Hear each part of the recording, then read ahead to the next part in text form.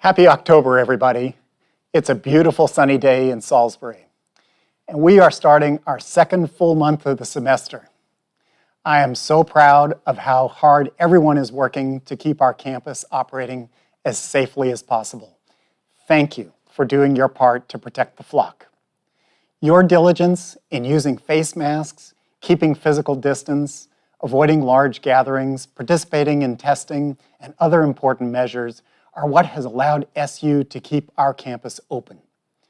Those who follow our COVID-19 dashboard will see that our 7-day positivity rate has fallen from its already low level, and that's really good news. A few testing reminders that I mentioned last week. Self-swabbing is available, and you can view an instructional video on the COVID-19 website. A professional is always on site to assist you if you need it. It's your choice when to sign up. More dates and times in October are available now. Faculty, staff, and students should test at least every 30 days. When you receive the email that you've been selected for testing that week, please sign up, or sign up anytime you want. I also want to make you aware of our FoneMed service. This is a 24/7 nurse and counseling advice line for students and a place for employees to receive advice if they have COVID-19 symptoms. It's really not meant to replace the offerings of student health services, the counseling center, or personal physicians, but it is a resource for times when those services might not be available.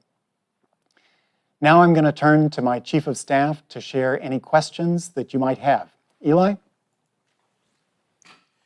Thanks, Dr. Wight. You have already received a few questions in. The first is about athletics. Can you talk about when athletic activities will resume?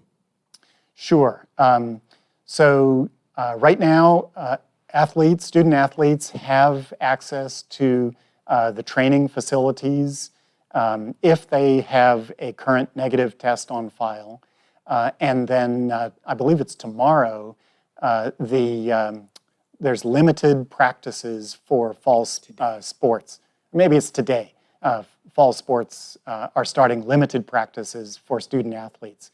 And student athletes, instead of testing every 30 days, they'll have to be tested every 2 weeks. Dr. Wight, the next question is about pass-fail. Will students have that option this semester? The short answer is no.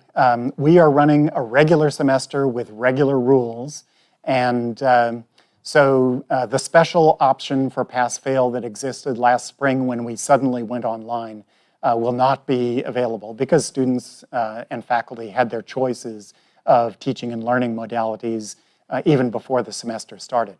But as always, if things happen, then that could change. Dr. Wight, why doesn't the dashboard show the total number of positive tests against the total number of students at the university? Well, we actually don't know the number of students who are planning to come to campus each week. We only know that if they get tested, then they are cleared to come to campus. But we offer testing for all of our students, faculty, and employees, whether or not they are cleared to come to campus. So the only reliable number that we have for the denominator of our testing really is the total number of people who have been tested. Multiple questions coming in about Thanksgiving break. Could you talk about what the university's plans are going into and coming out of Thanksgiving break? Sure. Thanksgiving break will be a normal Thanksgiving break. We will break on Wednesday and resume classes on Monday. We encourage you to be very, very safe while you're away. We understand that many people are going to be with their families or planning to be with their families over Thanksgiving, but you want to make sure that if you travel, you're not carrying any of the disease either from here to home or from home back here. So please be safe and have a regular Thanksgiving break. Along that same line of questioning, can you talk about why it is that the university doesn't require students to stay on campus over the weekends? Students are free to have their weekends to do what they want, just as faculty and staff do. We encourage people to remain around campus, and we have lots of activities for people to do while they're on campus. But really, this is not a prison, and so you're free to have your weekends free. Dr. Wight, the next question is about someone that tested positive. If they've tested positive either at SU or somewhere else, are they allowed to come and get another test, even if it's within 90 days? Yes. Any student, faculty, or staff member can sign up for an SU COVID test at any time, as often as you want. Dr. Wight, isn't it true, though, that if they test positive again, they might be told to go back into isolation? Yeah, sorry. So if you test positive, then you're exempted from the test because for 90 days. So if you have an SU test, you'll be exempted from testing at SU for 90 days. There are a couple of reasons for that. Generally speaking, you'll have immunity for at least that long. Plus, you might still have COVID in your system, detectable COVID, because the PCR test is a very sensitive one. So generally speaking, we encourage people who have tested at SU to wait 90 days before they get their next test. Thank you, Dr. Wight. And the next question comes from about intramural sports. And I believe that the regulations about intramurals will actually be the same for athletics as far as the testing requirement to re-begin and having to have clearance. Could you just reiterate that point again? Sure. In order to participate in sports activities, either on our NCAA teams or on our club sports teams, you are going to have a negative test on file and be cleared to come to campus, and you'll have to have a test every other week. I think that does it for the questions this week, Dr. Wight. Okay. We've just got one more, Dr. Wight. Okay. Where should students go if they're interested in a refund or a potential partial refund for housing if they've decided to move back home?